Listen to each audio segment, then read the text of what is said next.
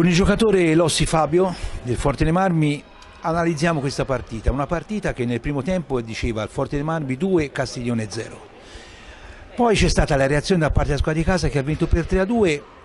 Cosa vi è successo a voi? Forse un po' di concentrazione, mancanza di... No, cos'è? Cos'è successo? Intanto buonasera a tutti. Sì, il primo tempo siamo entrati bene in partita, abbiamo giocato bene, abbiamo controllato bene in difesa, ha parato tanto il nostro portiere Bacci.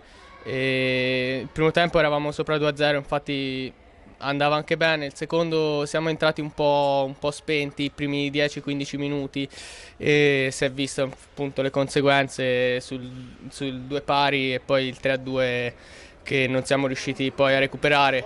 E niente, un po' fattore pista, un po' noi che non siamo entrati concentrati nel secondo tempo, è andata così. E non avete approfittato poi della superiorità numerica dovuta a dei cartellini blu che sono stati sventolati all'arbitro nei confronti dei giocatori del Castiglione. Archiviamo questa sconfitta, guardiamo la prossima partita, che sarà? Sì, allora la prossima ci aspetta l'SPV a Viareggio, un'altra partita difficile perché è una pista difficile. Però contiamo di dare il meglio anche la prossima partita, stiamo facendo un bel campionato, non vogliamo rovinarlo in fondo e avanti così.